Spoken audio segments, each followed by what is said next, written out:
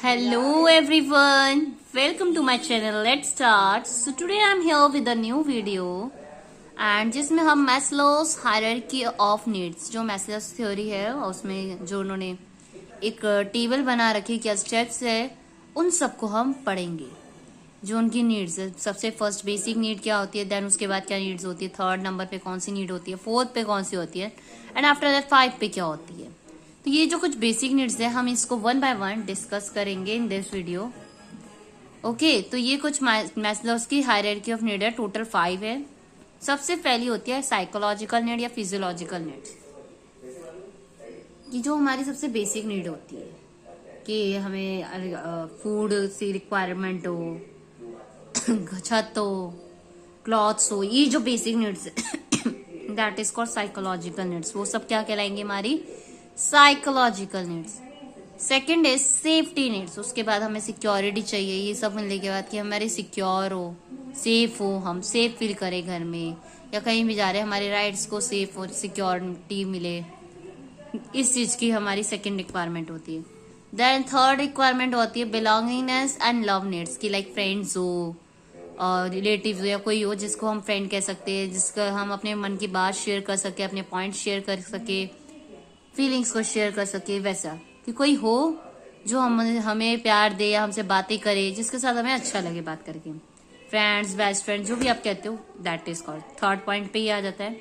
Fourth is esteem needs. Esteem means Prestige and feeling of accomplishment, कि हाँ जो हमारी रिक्वायरमेंट है नीड्स की वो पूरी हो, कि हाँ ये हमारी डन हो रही है, पूरी हो रही है, क्या हो गई वो esteem needs. Next is self actualization, मतलब कि अब अपन की हमारे पास इतना है, अचीविंग फुल पोटेंशियल, पूरा पोटेंशियल है कि अपने आप पे पूरा फोकस हो कि हाँ ये हमारे है, अपनी चीज पर आपको हो, अचीव कर लो, आप जो चाहते हो वो चीज अचीव हो जाए। तो ये कुछ बेसिक नीड्स है 5 जो मैस्लोस हायरार्की ऑफ नीड्स के अंदर दी गई है। नेक्स्ट एक और छोटा सा टॉपिक है जिसमें मैं करूंगी आईक्यू। आईक्यू को कैलकुलेट करने का फॉर्मूला क्या होता है, मेंटल एज अपॉन में क्रॉनिकल एज मल्टीप्लाई में 100। मेंटल एज अपॉन में क्रॉनिकल एज इन मल्टीप्लाई में 100। ये दिया किसने था, विलियम स्टीन ने दिया था 1912 में और इसके जो मेन एल्फ्रेड बिनेट थे जो फादर थे, फिर विलियम स्टीन ने दिया 1912 में, फिर लुइस टर्मन ने इसी पे दोबारा रिवाइज करा, तो उन्होंने 1916 में इसी को रिवाइज करके चेंजेस करके किसने बनाया, लुइस टर्मन ने 1916 में। तो ये तो हो गया आईक्यू कैलकुलेट करने का फॉर्मूला, या कई बार आ भी जाता है आईक्यू कैलकुलेट करने का फॉर्मूला, या आईक्यू किसके द्वारा, who is the father of intelligence questions, या who is the father of IQ, इस तरह के आ जाते हैं। Next is 5E learning model. 5E है जो लर्निंग मॉडल में हम यूज करते हैं, engage, explore, explain, elaborate, evaluate. कोई भी चीज में एंगेज होंगे पहले तो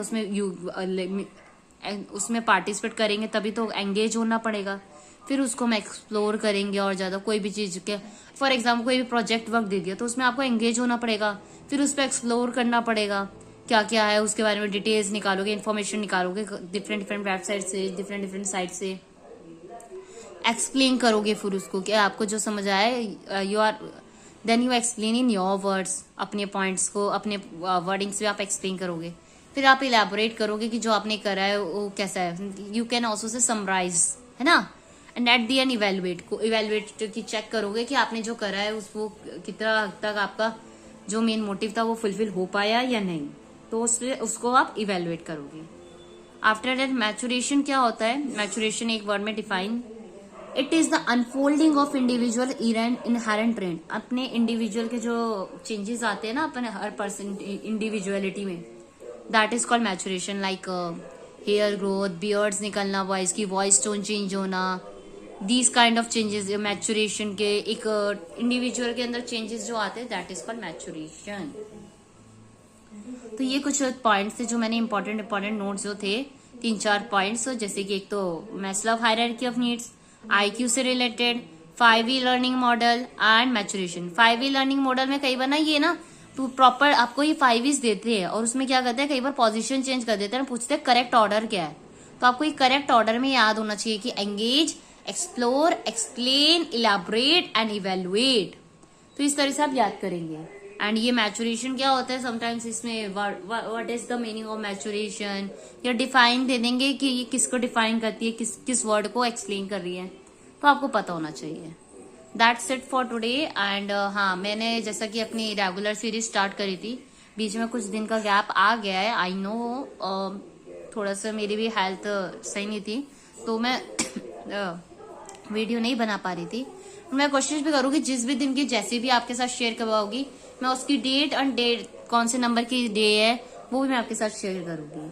सो आज है हमारा 1 सितंबर 2025 एंड आज का दिन, जैसा कि मैंने लास्ट वीडियो में बोला था कि कुछ समथिंग यूनिक होने वाला है। जो यूनिक होने वाला ये था कि एक तो फर्स्ट ऑफ ऑल हमारे स्कूल में एक टीचर एब्सेंट है, जिसके कारण मुझे 2 क्लास मर्ज करके दोनों को हैंडल करना पड़ रहा है।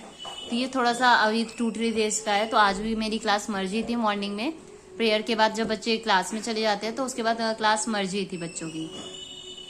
देन मर्ज रहती है, जो क्लास की टीचर्स होती, सब्जेक्ट टीचर्स होती है, तब तक तो वो अपने सब्जेक्ट्स अटेंड करती है, लेती है, और मैं अपनी क्लास को अटेंड करती हूँ। देन आफ्टर दैट जब सब्जेक्ट्स चेंज होते हैं उसके बाद क्लास मर्ज हो जाती है आफ्टर लंच। तो लंच से पहले तो बच्चों ने टेस्ट दिए थे, मैथ्स का उनका टेस्ट था आज, जिसमें बच्चों को कन्वर्ट करके बताना था, कैलकुलेट करना था, कन्वर्जन वगैरह को फॉलो करते हुए। एंड देन उसके बाद आफ्टर लंच भी बच्चों के टेस्ट हुए थे, स्टूडेंट्स के अदर सब्जेक्ट के, इंग्लिश के हुआ था, साइंस का ओरल टेस्ट हुआ था। एंड आज बच्चों का लाइब्रेरी का पीरियड था, जिसमें बच्चे बहुत एक्साइटेड थे कि मैम लाइब्रेरी, क्योंकि समटाइम्स मिस हो जाता है उनका लाइब्रेरी का पीरियड। तो लाइब्रेरी के लिए मैंने उनको बुक्स शेयर करी थी एंड वो उसको रीड करके बहुत इंजॉय कर रहे थे, उन्हें अच्छा लग रहा था एंड काफी मजा आ रहा था। एंड फिर उसके बाद उनका छुट्टी टाइम हो जाता है फिर बच्चे घर चले जाते हैं। उनको किया था आज, वैसे नॉर्मली अभी जो चल रहा है टाइम स्कूल का वो ये है कि बच्चों के एग्जाम्स का टाइम आने वाला है, 12 सितंबर से स्टार्ट है, जो उससे पहले बच्चों की रिवीजन एंड वर्कशीट्स ये और सब चल रहा है क्लासेस में। Not only in my class, even though other classes में भी यही वर्क चल रहा है। सो अभी तो यही चल रहा है। And sometimes as a teacher आपको ये भी मैनेज करना आना चाहिए, जैसे कि मैंने आपको बताया कि 2 क्लासेस मेरे को मर्ज करनी पड़ी है, दूसरी क्लास को भी हैंडल करना पड़ रहा है। और वैसे तो उनकी जो टीचर है वो मुझे वर्क बता के गए हैं, देके गए हैं क्या टेस्ट है, किस तरह से लेने हैं, सब कुछ वो मुझे बता के गए हैं। बट हाँ, समटाइम्स ये रिस्पॉन्सिबिलिटी आ जाती है, अगर कई बार स्टाफ्स की कमी हो या कुछ हो, तो एज अ टीचर आपको ये चीजें भी हैंडल करनी आनी चाहिए कि आप किस तरह से मैनेज करो दोनों क्लासेस को।